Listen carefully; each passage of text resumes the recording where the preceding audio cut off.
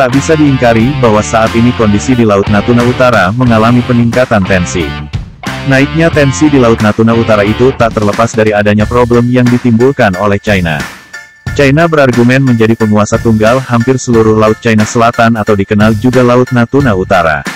Klaim tunggal yang diajukan China itu menurut The New Indian Express menimbulkan berbagai kekhawatiran hingga gangguan di Laut Natuna Utara.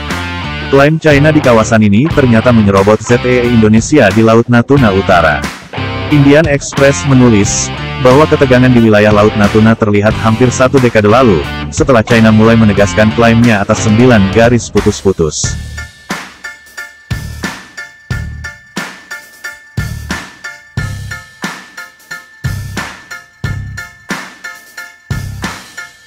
Dilansir dari zonajakarta.com, Indonesia sendiri bukannya diam saja melihat adanya klaim sepihak China di Laut Natuna Utara. Sumber menyebut bahwa Indonesia sudah meminta klarifikasi dari China sejak beberapa tahun silam soal Laut Natuna Utara. Saat China mulai secara resmi menyatakan klaimnya atas Laut China Selatan, Kementerian Luar Negeri RI pada November tahun 2015 meminta klarifikasi di perairan Laut Natuna. Penegasan klaim sepihak China yang mengganggu kedaulatan Indonesia di Laut Natuna Utara semakin terlihat dengan adanya surat kiriman Beijing yang dilaporkan Reuters. Indonesia yang melakukan eksplorasi sumber daya alam di Blok Tuna Laut Natuna Utara diminta stop oleh China.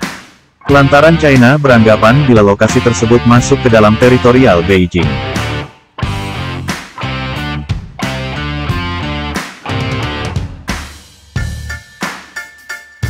Kapal penjaga pantai dan survei milik China juga dilaporkan kerap menyambangi ZEE Indonesia di Laut Natuna Utara.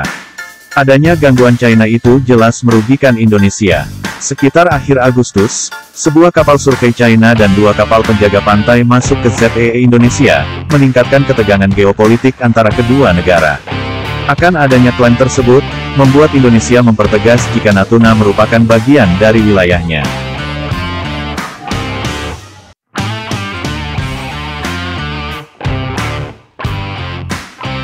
Sementara itu Menko Polhukam Mahfud MD mengatakan, secara hukum, China tidak memiliki hak mengklaim perairan Laut Natuna sebagai wilayah teritori mereka.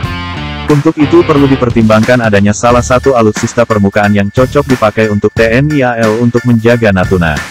Terlebih lagi alutsista ini di-cap sebagai kapal anti-sabotase dan bisa dipakai untuk patroli khusus. Adapun rekomendasi kapal yang mungkin bisa digunakan atau cocok untuk menjaga Laut Natuna dari gangguan asing yakni Gracchio Class.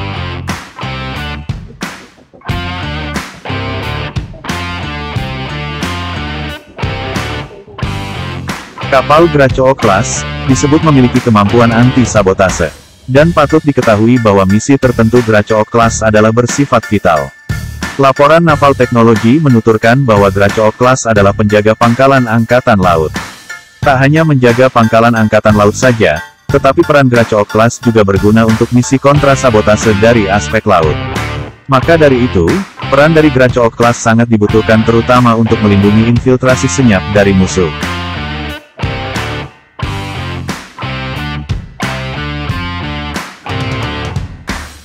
Kapal kelas Gracchio memiliki panjang 31 meter dan memiliki berat 138 ton. Kapal ini memiliki kecepatan penuh 23 knot dengan jangkauan 200 mil.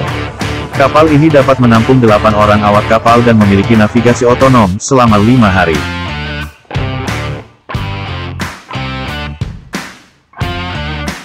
Gracchio Class mampu menyasar target di darat, udara dan permukaan.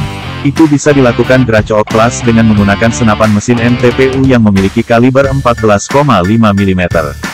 Perlu diketahui jika MTPU dipasang di Gracchio Class di haluan, mempunyai kecepatan tembakan 450 tembakan per menit. Kapal ini juga dilengkapi dengan senjata rudal anti pesawat portable Igla, dan peluncur granat DP-65 dan DP-64. Selain itu, kapal kelas Gracchio dilengkapi dengan peralatan radio elektronik, sonar akustik ANAPA, radar navigasi MP231, perangkat optik elektronik MTK201M3 untuk akuisisi area udara dan permukaan dekat, dan sistem deteksi kapal selam Kalmar.